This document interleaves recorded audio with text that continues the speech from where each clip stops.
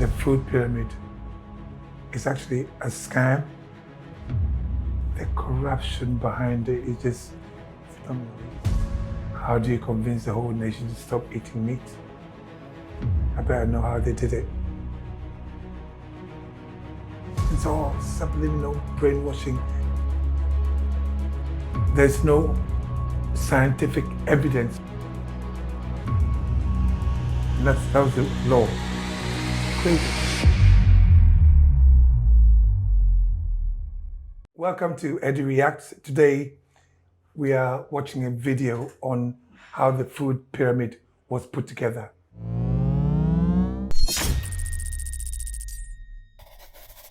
We're on to something big here, and it affects all of you. It's the food pyramid, which turns out is a pyramid scheme. The average American now carries 23 extra pounds. Heart disease and stroke will claim the lives of 460,000 American women. Prostate cancer is now the most common cancer in American men. Diabetes. Life-threatening diabetes. Since 1975, the percentage of Americans who have type 2 diabetes... I know they're talking about just Americans. When you come to the UK, it's the same. The UK is getting as bad as America. So even though this video is talking about America, we are just as bad. You know, almost every crappy junk food nonsense that you get in America, we got it now. Clearly, the Western diet is taking a toll. This should serve as a wake-up call. We have a growing problem, and the ones who are growing are us. We're growing fat. See, back in the 1970s, before the food pyramid was a thing, the USDA needed to create the next food guide to release to the population. So they hired a few experts. But unfortunately, one of those experts they hired was a woman named Louise Light. And Louise Light wasn't bought out by big food. She actually cared about nutrition, and she would soon pose a problem. Louise Light went right to work, proposing a new food guide that was actually pretty decent. It included 5 to 9 servings of fresh fruits and vegetables each day. It encouraged protein foods like meat and eggs. Instead of shaming natural fats, it encouraged things like 4 daily tablespoons of cold-pressed fats like olive oil, while really limiting sugar and refined grains like processed bread, crackers, and cutting out candy and junk food altogether. So, as you can see, all pretty reasonable stuff. Louise Light and her team proudly submitted the new guidelines to the USDA, but they rejected it. You can see how you may think it's something little. It's affected the whole world, and it's caused so many illnesses, metabolic conditions, because of the food. Instead of just 2 to 3 servings of grains a day, now it told Americans to eat 6 to 11 servings. That's up to 13 slices of bread a day, or almost an entire box of sugary cereal. And yes, these recommended grains included incredibly healthy American sliced bread, crackers, and of course, we can't forget about the breakfast of champions, cereal. Food pyramid that we were taught in school about said the recommended amount for bread, cereals, and grains was 6 to 11 servings a day. Imagine 11 bowls of cereal a day. 11 bowls of cereal a day. When my kids were young, I refused to let them eat cereal. Because even though I didn't know how to explain it then, I knew that there was something wrong with the food pyramid. Cereal is not, it's just sugar and chemicals. While meat, fruit, and vegetables, those disgusting foods now only made up a tiny portion of the recommended diet, and the public just blindly followed along. This food pyramid was officially introduced to the masses in 1980. When I was a kid, there was no such thing as a food pyramid.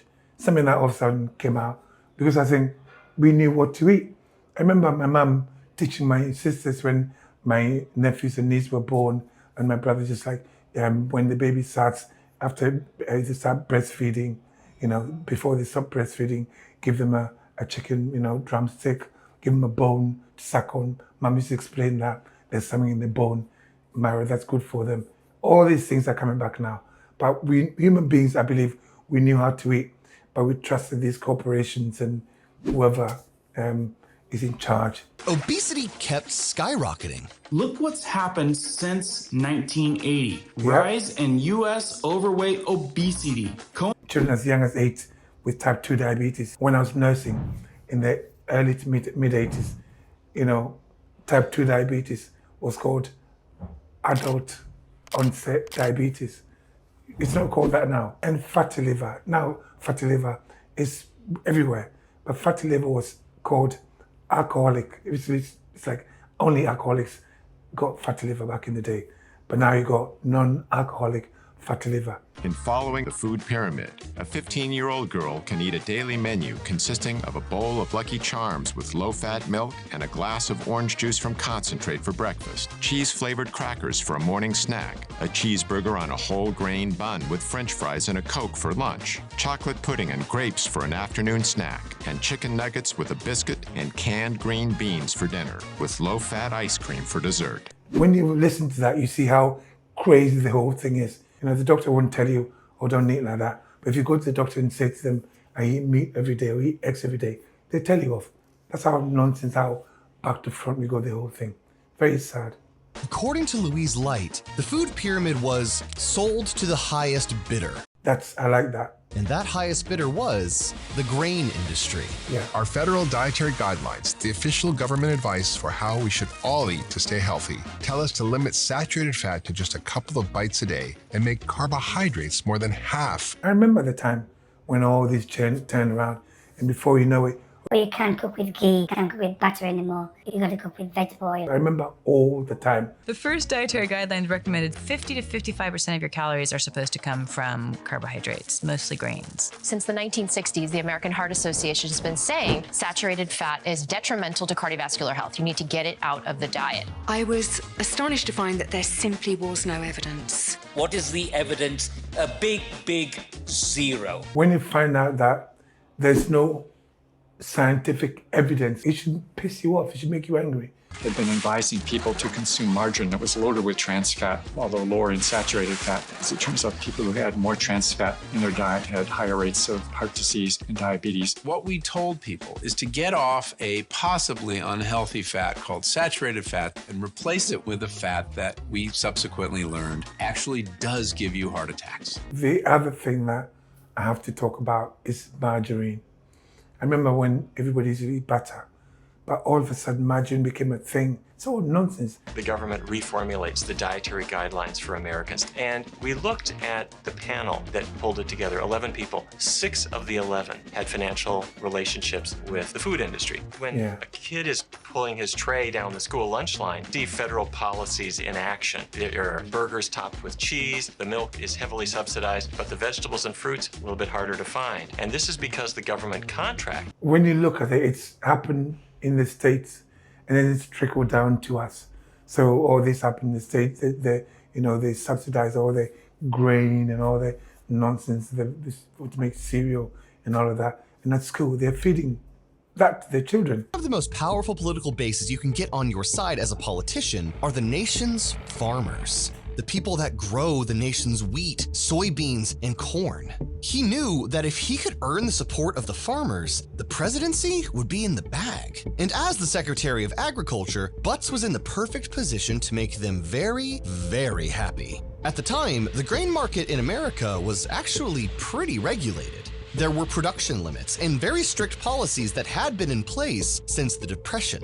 So Earl Butts used his position as the Secretary of Agriculture to deregulate the grain market. When you listen to this, you realize that it's actually corruption that has led us to where we are now. On top of that, to let the farmers make even more money, he subsidized grain sales to Russia. In other words, farmers got free money from the government every time they sold grain to the Soviet Union. I didn't know any of this. This is all news to me. When you watch it, when you watch something like this, and it makes sense because I was there and everything just falls into place. Think, okay, so that's why.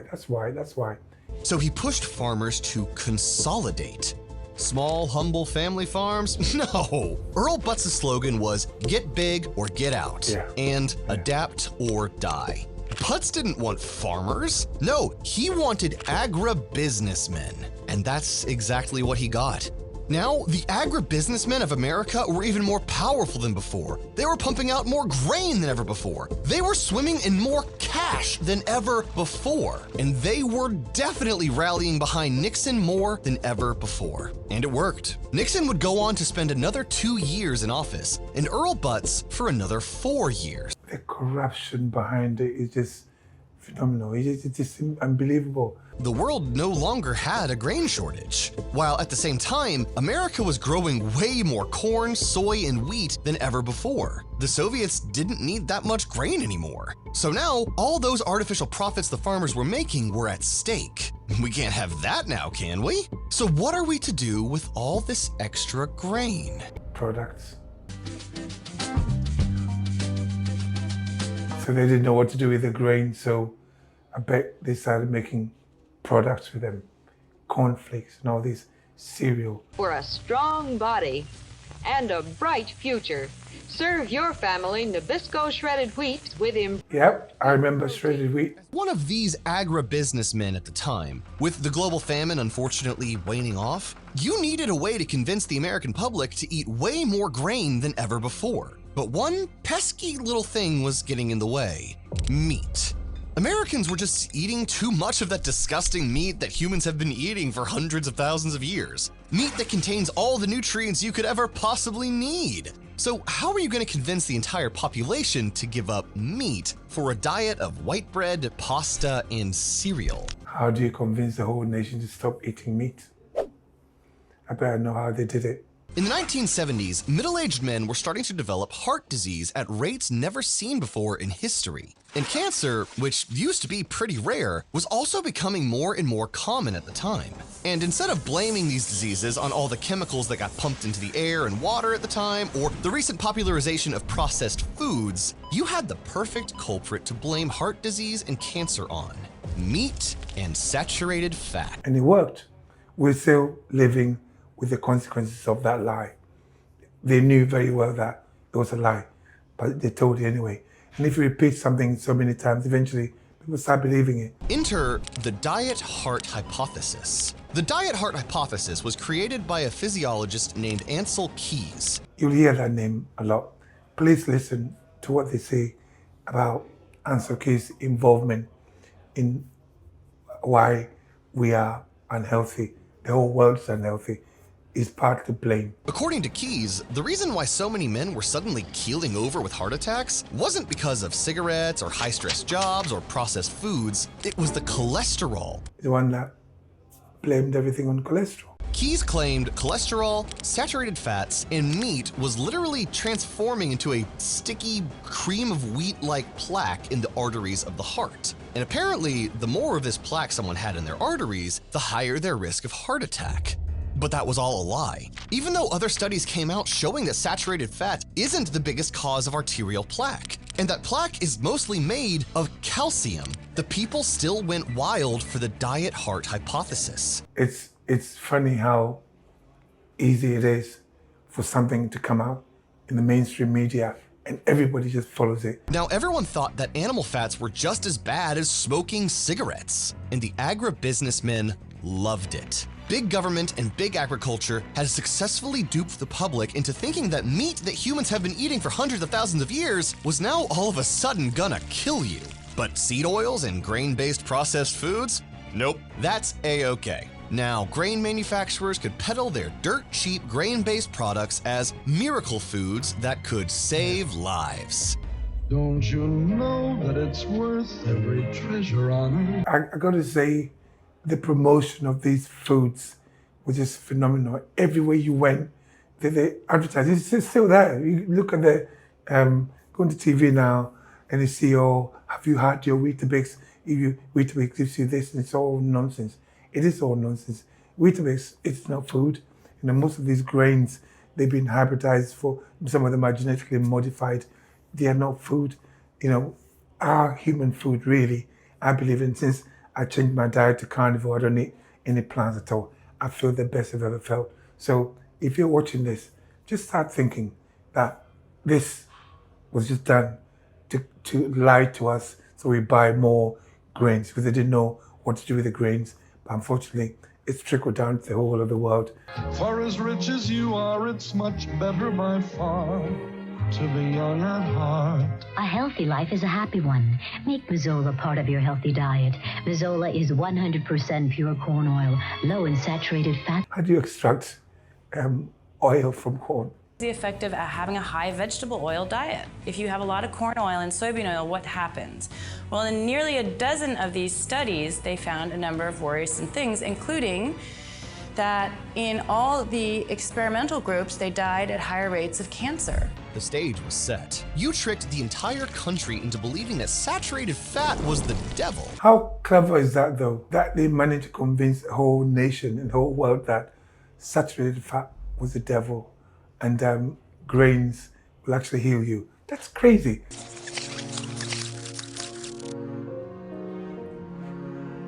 Pyramid. Yeah, now food is fun, but it's more than treats. Hey, look at mama, I watch what I eat.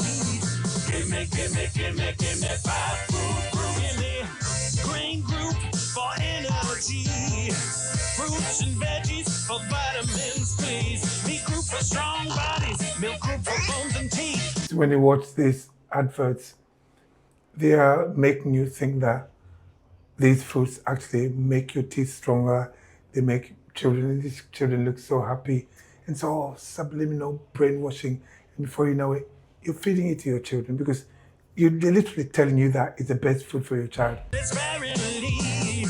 Give me 5 food groups. Give me 5. In 1980, you released an official book of nutrition guidelines called The Dietary Goals of the United States. These guidelines stated that Americans should substitute starches for fat, choose lean meats over fatty cuts, limit intake of butter and other added fats, and limit the use of eggs and organ. That's crazy. What they say, limit the use of fat and organ meat. That's exactly what I eat. Don't eat fatty cuts of meat like ribeye, one of the most nutrient-dense foods in the world. Don't eat organs like beef liver that are even more dense in micronutrients. Yeah. Feed yourself. I eat beef liver about 3 times a week, minimum twice, and then ribeye every single day. And because of these new food rules, school cafeterias would have to serve more grains at lunchtime, including things like pizza and brownies to meet the grain requirement. And hospitals would have to give their patients 6 to 11 servings of grain per day. Oh, and that was the law. Crazy. In the shape of a pyramid yet, this would be the foundation of the food pyramid we all know and love. And yes, when you first released these new guidelines, people definitely complained. Health professionals said that the guidelines were pure pseudoscience. And the meat industry did everything they could to get meat back into the picture. When you released these guidelines in pyramid form, the meat industry forced you to change their section from red to purple because they were afraid that the color red would scare people away from eating meat. And you gave them what they wanted to a degree. But you never shifted from grains and carbs being the bedrock of the American diet to this day. Plus, you couldn't take out grains even if you wanted to, because refined grain products like white flour, breakfast cereal, corn oil, and high fructose corn syrup are America's most lucrative foods. Take away Coca-Cola's precious corn syrup or Nabisco's white flour, and these companies will lobby you into the ground until you turn the tables back in their favor. You'll never be able to remove grains from the pyramid. Then when I started out preaching my word, my message about 3 years ago, the pushback I had was phenomenal. But now people are going away and like, Eddie, initially I thought you were crazy. Now I'm listening to you and I feel amazing.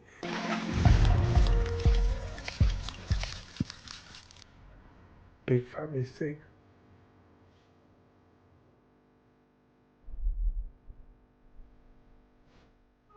If I'm going to help my brain come to fruition, I'm going to have to feed it quality nutrition.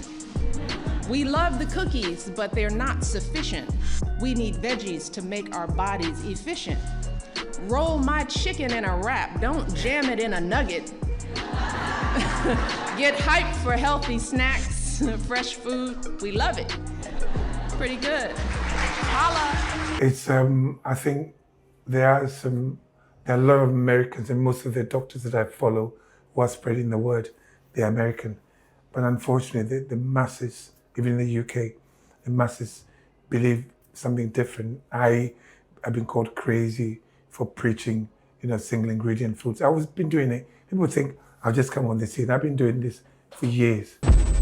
So why is it that Americans keep getting fatter in spite of government efforts ranging from calorie posting to new school lunch programs? Being overweight and obese is the second leading cause of preventable death in the US. And the public was starting to notice. The food pyramid was losing its edge. It needed a rebranding. So in 2011, you switched gears. Overweight, obesity rates are at dangerously high levels. The Obama administration has worked to support Americans who want to improve their health and nutrition. MyPlate is a departure in the food pyramid we're used to seeing. It's an easy-to-understand visual, which shows how to build a healthy meal based on the 2010 dietary guidelines. We need to stop listening to these people. We need to start listening to our bodies.